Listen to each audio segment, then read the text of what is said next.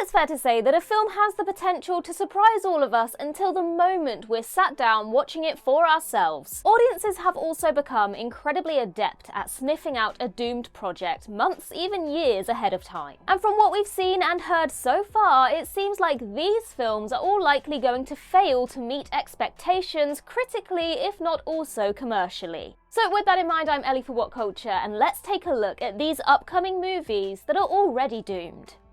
Starting with The Authority.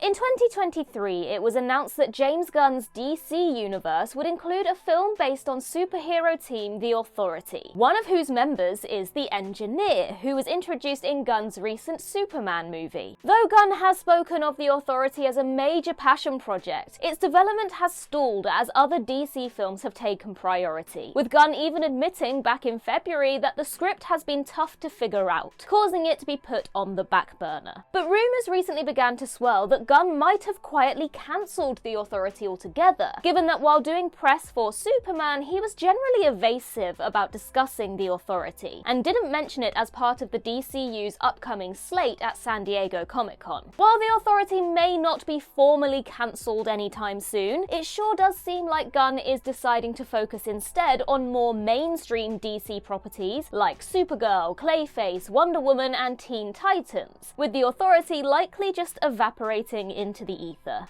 Red Sonja. Were many people really asking for a new movie based on Marvel Comics character Red Sonja? For while Matilda Lutz seems perfectly cast in the role of the red-haired barbarian huntress, this production otherwise has red flags out the wazoo. For one, it's been directed by MJ Bassett, best known for helming the universally panned Silent Hill Revelation, and has been written by Tasha Hugh, a staff writer on the generally reviled fantasy miniseries The Witcher: Blood Origin. It was also shot roughly 3 years ago, and yet distributor Samuel Goldwyn Films was only confirmed a few months back, likely indicating that the producers struggled to sell the film and had to settle for a non-major outfit instead. And on top of all this, the first trailer makes it look painfully naff, and it's being released on streaming just 2 weeks after it hits cinemas. Ever a sign of distributor confidence? If this one somehow reviews well and makes money, it'll be nothing short of a miracle. Return to Silent Hill. Return to Silent Hill is the third live-action adaptation of the legendary survival horror video game franchise, and will be based on the series' fan-favourite entry, Silent Hill 2. Promisingly, Christoph Gans, who helmed the original 2006 Silent Hill film, is back in the director's chair. Yet despite how passionately he's fought to bring this project to fruition, it's tough to be optimistic. For one, the first glimpses of footage make it agonisingly clear that Return to Silent Hill has been produced on a much lower budget than the original film, perhaps best evidenced by the widely mocked wig Maria is wearing. Furthermore, the film wrapped shooting in February 2024, but won't release until January 2026, with Gans himself revealing that issues with executive producers caused major post-production delays. Couple this with the fact that it spent more than a year in post-production before being acquired by a pair of small-time distributors in Cineverse and Iconic Events Releasing, and it really feels like the movie is destined to come and go without most people even noticing. Basic Instinct reboot.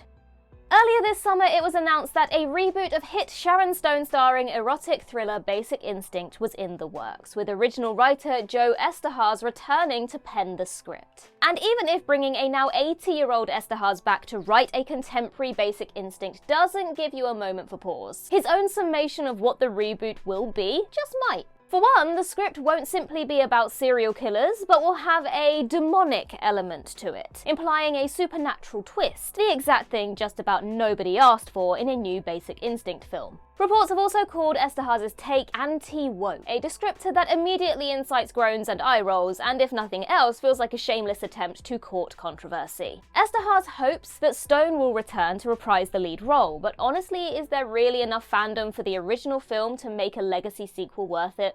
Masters of the Universe.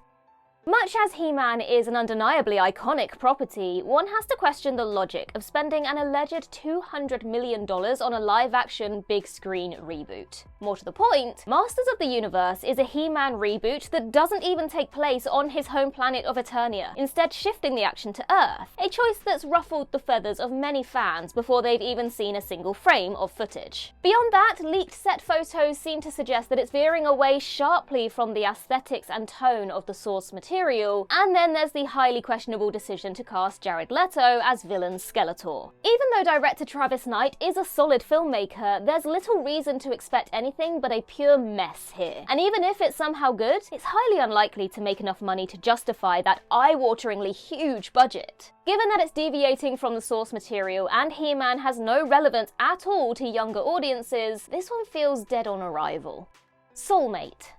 Soulmate is a spin-off from the Megan franchise, an erotic thriller in which a grieving man hires an AI-powered android companion which becomes dangerously possessive of him. Now on paper this sounds like a fun enough spin on the typical erotic thriller formula, but its impending January 9th, 2026 release couldn't feel more poorly timed given that Megan 2.0 literally just flopped at the box office. The sequel's commercial disappointment certainly suggests that there's limited interest in a wider Megan franchise, especially if it's a spin-off that doesn't actually feature Megan herself. Beyond that, erotic-themed films have performed poorly theatrically in recent years. And doesn't it all seem a little too similar to the recent Megan Fox-starring sci-fi thriller Subservience? Given that the Megan brand is already on life support after the sequel's commercial failure, it seems like Blumhouse is just going to quickly dump this one and move on, regardless of whether it's actually any good or not. With that early January release date though, which is ever a prime slot for studios to burn out lackluster horror flicks, the odds are certainly against it.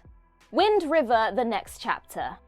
Generally speaking, sequels to successful movies need to hit the ground running and get out there while audiences still care. But honestly, was anyone even asking for a follow-up to Taylor Sheridan's terrific 2017 crime thriller Wind River? And yet, Wind River: The Next Chapter was shot in the spring of 2023, without original stars Jeremy Renner or Elizabeth Olsen, nor writer-director Sheridan. The sequel instead focuses on two supporting characters from the original film played by Martin Sensmeyer and Gil Birmingham, with a new ensemble cast rounded out by Jason Clarke, Scott Eastwood, Alan Ruck, and Kaylee Reese. None of this is inherently bad as sequel ideas go, but given that the script is being written by two people best known for penning 2001's Lara Croft Tomb Raider, and Sheridan has been replaced in the director's chair by Kari Skogland, it can't not feel like a huge downgrade. Above all this though, the movie wrapped over 2 years ago and we've still not seen a single official image, with even one of its cast members, Kaylee Reese, saying she hadn't heard anything about the film as recently as January. This feels very much like a sequel that's going to be quietly dumped on a streaming service in the near future. In the very least, it's not going to make even a fraction of the impact that its brilliant predecessor did. Michael.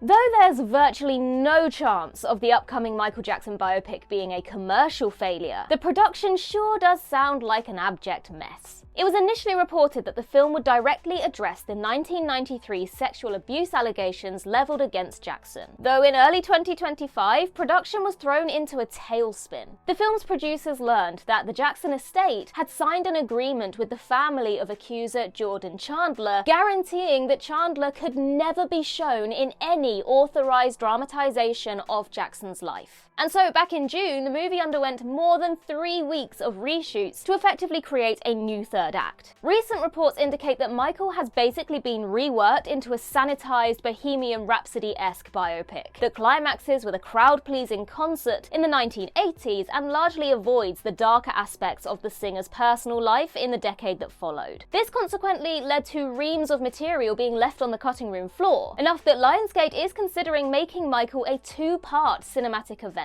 with the second movie combining much of the cut footage with new material. This will apparently depend on how well the first film performs at the box office. But even if Michael is a commercial success, it sure sounds like nobody in charge has really thought long and hard about what a Michael Jackson biopic should be.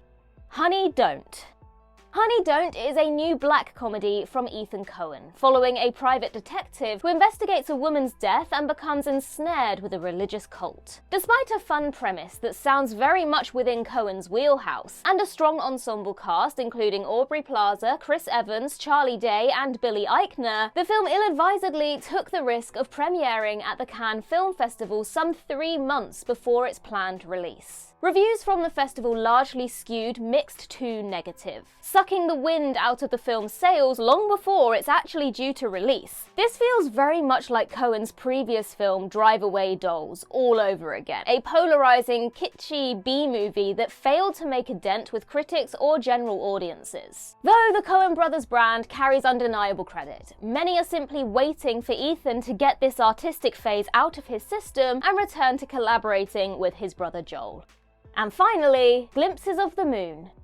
Last year, while promoting his sci-fi epic Megalopolis, Francis Ford Coppola revealed that he was already busy planning his next project, a musical adaptation of Edith Wharton's 1922 novel Glimpses of the Moon. Back in March, Coppola moved to the UK to begin pre-production on the film, which is already written, but the project has hit something of a snag as of late. The legendary filmmaker can't find anyone to put up the money to fund it. Coppola famously sold off a portion of his lucrative wine business to bankroll Megalopolis' $120 million budget. But the film's unsurprising commercial failure has left him with no means to independently fund his next endeavor. Megalopolis flopping disastrously also makes it highly unlikely that many will want to invest in Glimpses of the Moon, and so it's easy to see the project simply entering development hell in the near future.